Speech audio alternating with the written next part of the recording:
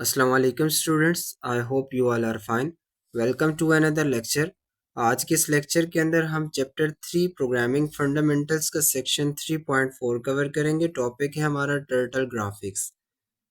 इसमें students first of all हम turtle graphics का थ्योरेटिकल पोर्शन कवर करेंगे, देन हम स्विच करेंगे टूवर्ड प्रैक्टिकल डिटेल्स। जितने थ्योरेटिकल पॉइंट्स हम कवर करेंगे उन्हें प्रैक्टिकली अपने सिस्टम का इस्तेमाल करते हुए इम्प्लीमेंट करेंगे। इसलिए लेक्चर बहुत ज़्यादा इंटरेस्टिंग होने जा रहा है। आपने अंत तक इसको मुकम्मल देखना है ताकि इस टॉपिक के मतलब तमाम पॉइंट्स आप इजीली सीख सकें। स्टार्ट करते हैं स्टूडेंट्स। फर्स्ट ऑफ ऑल हम देखते हैं कि टर्टल ग्राफिक्स क्या होते हैं। टर्टल ग्राफिक्स बेसिकली पाइथन का एक मॉड्यूल है जो कि हमें ड्राइंग बोर्ड प्रोवाइड करते हैं। टर्टल्स जो हैं ये इस्तेमाल होते हैं फॉर ड्राइंग पर्पसेस, यानी इनका इस्तेमाल करते हुए हम कुछ बेसिक ड्राइंग्स या टू डिमेंशनल ज्योमेट्रिकल शेप्स जो हैं उन्हें ड्रॉ कर सकते हैं। इसके अलावा टर्टल्स जो हैं हमें कुछ एडवांस फीचर्स भी प्रोवाइड करते हैं, लाइक टर्टल ग्राफिक्स का इस्तेमाल करते हुए हम एनिमेशंस कर सकते हैं, सिमुलेशंस कर सकते हैं और इवन यहाँ तक कि हम कुछ कंप्यूटर गेम्स भी डेवलप कर सकते हैं। टर्टल्स ग्राफिक को इस्तेमाल करना बहुत ज़्यादा आसान है। इसी को अभी हम जब यूज़ करेंगे तो आपको इस पॉइंट की जो क्लियरेंस है वो मिल जाएगी कि किस तरह टर्टल ग्राफिक्स को इस्तेमाल करना आसान है। और ये बेस्ट मोटिवेशन है फॉर नोवाइस। नोवाइस बेसिकली कहा जाता है कि ऐसे इंडिविजुअल्स जो कि प्रोग्रामिंग एक्सपीरियंस नहीं रखते और अभी वो स्टेप इन कर रहे हैं टूवर्ड प्रोग्रामिंग, जैसे कि आप इससे पहले कोई प्रोग्रामिंग एक्सपीरियंस नहीं रखते और आप अभी प्रोग्रामिंग स्टार्ट करने जा रहे हैं। तो ऐसे इंडिविजुअल्स के लिए टर्टल ग्राफिक्स जो है एक मोटिवेशन है, बिकॉज ये हमें एक इंटरेक्टिव सेशन प्रोवाइड करते हैं जिसके अंदर जब हम कोई कमांड लिखते हैं तो उसे ग्राफिकली विजुअलाइज कर सकते हैं उसकी आउटपुट को। तो हम इसके बाद नेक्स्ट मूव करते हैं। Do we need to install anything to use turtle graphic? क्या टर्टल ग्राफिक्स को इस्तेमाल करने के लिए हमें कोई सॉफ्टवेयर इंस्टॉल करना पड़ता है? तो इसका आंसर है नो। हमें किसी चीज़ की भी इंस्टॉलमेंट की ज़रूरत नहीं है, बिकॉज जब हमने पाइथन इंस्टॉल किया तो उसी के साथ टर्टल ग्राफिक्स जो है वो इंस्टॉल हो जाते हैं। इससे प्रीवियस लेक्चर 3 के अंदर आपको एक्सप्लेन किया गया था कि किस तरह आप अपने सिस्टम्स के अंदर पाइथन आईडी को इंस्टॉल कर सकते हैं। अगर आपने अभी तक पाइथन आईडी इंस्टॉल नहीं किया तो उसको इंस्टॉल कर ले। जब आप पाइथन आईडी अपने सिस्टम में इंस्टॉल करते हैं तो उसी के साथ टर्टल ग्राफिक्स भी इंस्टॉल हो जाते हैं। हमें जस्ट क्या करना होता है, इन टर्टल ग्राफिक्स को सिंपली इन्वॉक करना होता है या कॉल करना होता है। टर्टल ग्राफिक्स को कैसे इन्वॉक या कॉल किया जाता है, इसके बाद नेक्स्ट स्लाइड के अंदर हम उसको देखने जा रहे हैं। इसके बाद लास्ट पॉइंट है कि turtle graphics provide already defined functions which can be easily used. Turtle graphics के अंदर बहुत सारे ऐसे फंक्शंस हैं जो ऑलरेडी डिफाइंड हैं, जो कि स्पेसिफिक पर्पस के लिए और उन्हें हम अपने उस पर्पस के लिए इस्तेमाल करते हैं, जस्ट कॉल करते हैं और उनको कॉल करना हमारे लिए बहुत ज़्यादा आसान है। अब इसको अभी हम प्रैक्टिकली देखेंगे कि किस तरह हम फंक्शंस जो है उन्हें कॉल करते हैं और फंक्शंस डिफरेंट किन पर्पसेस के लिए इस्तेमाल हो रहे हैं। नेक्स्ट हम मूव करते हैं कि how to start with turtle graphics. Turtle graphics की किस तरह हम स्टार्टअप ले सकते हैं, तो इसमें हमने कुछ स्टेप्स बनाए हैं। सबसे पहला स्टेप है स्टेप 1। जब आप पाइथन आईडी को इंस्टॉल कर लेते हैं देन आपने क्या करना होगा, टर्टल ग्राफिक्स के साथ वर्किंग करने के लिए आपने क्या करना है, अपने सर्च बार के अंदर IDLE सर्च करना है और इसे ओपन कर लेना है। IDLE बेसिकली कहा जाता है integrated development and learning environment. जब आप इसको ओपन करेंगे तो आपके पास इस तरह के एक इंटरफेस आएगा जो आप इस स्लाइड के ऊपर देख पा रहे हैं। अब इसके अंदर आप यहाँ देख पा रहे हैं कि हमारे पास है IDLE शेल और इस जगह पे मेंशन है वो वर्जन जो आपके सिस्टम के अंदर पाइथन वर्जन इंस्टॉल्ड है। अब यहाँ आप इस लोकेशन के ऊपर जो इंस्ट्रक्शंस हैं या जो कमांड्स हैं उन्हें टाइप करेंगे। अब IDLE शेल के ऊपर आप जो है कुछ कमांड्स टाइप करते हैं।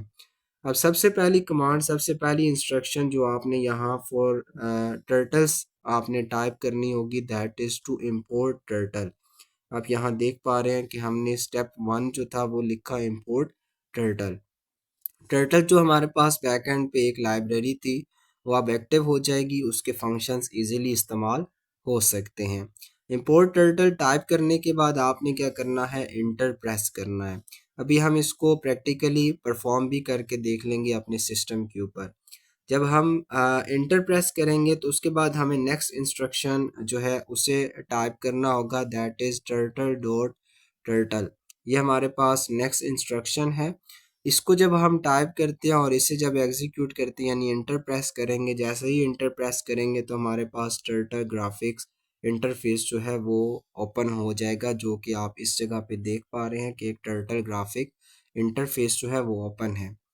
अब इस टर्टल ग्राफिक इंटरफेस के ऊपर आप इस लोकेशन पर एक एरो देख रहे हैं, इस एरो को कहा जाता है ऑन स्क्रीन पेन, और यही बेसिकली टर्टल है। इसी की वजह से हम इस टॉपिक का नाम रेफर करते हैं टर्टल ग्राफिक्स। अब ये जो एरो है इसकी मदद से सारी ड्राइंग जो है वो परफॉर्म होगी, इसी की मदद से डिफरेंट जो शेप्स हैं वो ड्रॉ होंगी। नेक्स्ट स्टूडेंट्स, इसके बाद हमारे पास है how to resize and change colour of canvas. उससे पहले स्टूडेंट्स, हम ये जो पॉइंट्स अभी तक हमने पढ़ लिए इनको हम प्रैक्टिकली अपने कंप्यूटर सिस्टम का इस्तेमाल करते हुए इम्प्लीमेंट करते हैं और देखते हैं कि किस तरह हमारे पास ये जो टर्टल है वो स्क्रीन पर लाया जाता है और ये पाइथन टर्टल ग्राफिक्स स्क्रीन किस तरह हमारे पास ओपन की जाती है। अब हम आ चुके हैं अपने सिस्टम के ऊपर और यहाँ वही स्टेप्स हम अप्लाई करेंगे जो अभी हम थ्योरेटिकल्स मुकम्मल सीख के आ चुके हैं। फर्स्ट पॉइंट हमने बात की थी कि हमने अपने सर्च बार के अंदर IDLE सर्च करना है और IDLE को ओपन करना है। इस जगह से आपको ओपन जो है इंस्ट्रक्शन नज़र आ रही है, इस पर आप क्लिक करेंगे तो हमारे पास IDLE जो है जो शेल है ये बेसिकली ओपन हो जाएगा। इस जगह पे आप देख पा रहे हैं कि शेल ओपन हो चुका है और ये जो कर्सर जिस जगह पॉइंट कर रहा है इस जगह पे हम जो इंस्ट्रक्शंस हैं उन्हें टाइप करेंगे। तो जब आइडियली शेल के अंदर first instruction for the turtles हम यूज़ करते हैं, जो कि अभी थ्योरेटिकल भी हमने देखा था कि पहली लाइन हमने लिखनी होती है इंपोर्ट एंड देन हमें इंपोर्ट करने हैं टर्टल लाइब्रेरी को। यानी इससे क्या होगा कि हमारे पास टर्टल लाइब्रेरी जो है उसके सारे फंक्शंस एक्टिव हो जाएंगे और अब हम उनको सिंपली यूज़ कर सकते हैं। इससे कोई हमारे पास आउटपुट या कोई भी इफेक्ट नहीं आया, जस्ट बैक एंड पे टर्टल लाइब्रेरी जो है ये एक्टिव हो चुकी है। अब नेक्स्ट आपने क्या करना होगा, सेकेंड लाइन के अंदर दोबारा से एक इंस्ट्रक्शन लिखनी है, टर्टल डॉट टर्टल। यानी इधर हम एक क्लास जो टर्टल नाम की एक क्लास है बैक एंड पे टर्टल लाइब्रेरी के अंदर उसे यूज़ कर रहे हैं। अब इसको जब हम एक्टिव करेंगे यानी इसको जब हम एग्जीक्यूट करेंगे बाय प्रेसिंग द इंटर की, अब हम इंटर की प्रेस करते हैं तो आप इफेक्ट देखिएगा, जैसे ही इंटर की हमने प्रेस की तो एक तो ये ब्लूइश कलर की हमारे पास लाइन शो हो रही है और बैक एंड पे आपको ये एक नई इंटरफेस ओपन नज़र आ रही है। अब इसको मैं जो है वो मिनिमाइज कर देता हूँ और आपको इसको जो है दिखाता हूँ। यहाँ हमारे पास है पाइथन टर्टल ग्राफिक्स और यहाँ बिल्कुल इस जगह पे आप देख पा रहे हैं टर्टल, जो अभी हमने कहा था कि ऑन स्क्रीन पेन से भी इसको सम केसेस के अंदर रेफर किया जाता है। अब ये जो पेन है ये बेसिकली हमारे पास जितनी ड्राइंग्स होंगी उसके लिए इस्तेमाल होगा।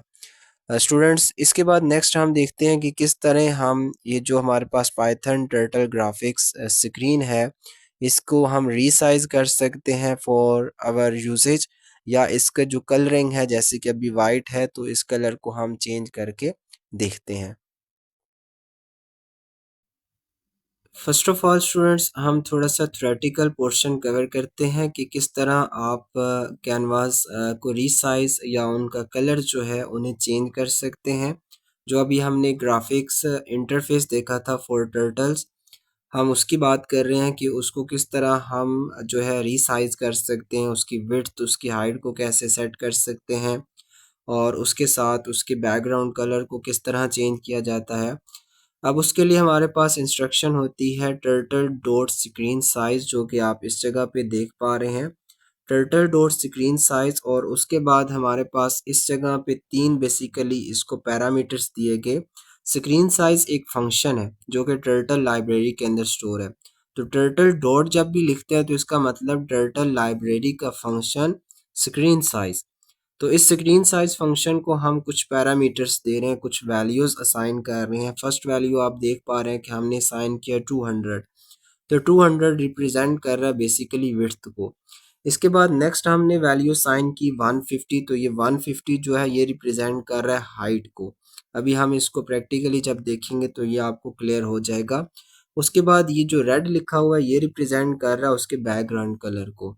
तो इनमें से आप पैरामीटर्स की तादाद जो है इसको कम भी कर सकते हैं। जैसे अगर हम रेड ना भी लिखें तो हमारे पास जो हाइट है या जो विड्थ है ये सेट हो जाएगी और बैकग्राउंड कलर चेंज नहीं होगा। तो इस इंस्ट्रक्शन को हमने यहाँ टाइप कर लिया। जब इस इंस्ट्रक्शन को हम एग्जीक्यूट करेंगे तो आफ्टर द एग्जीक्यूशन आप इस स्लाइड पे देख रहे हैं रिजल्ट जो है वो रिजल्ट हमारे पास आ रहा है।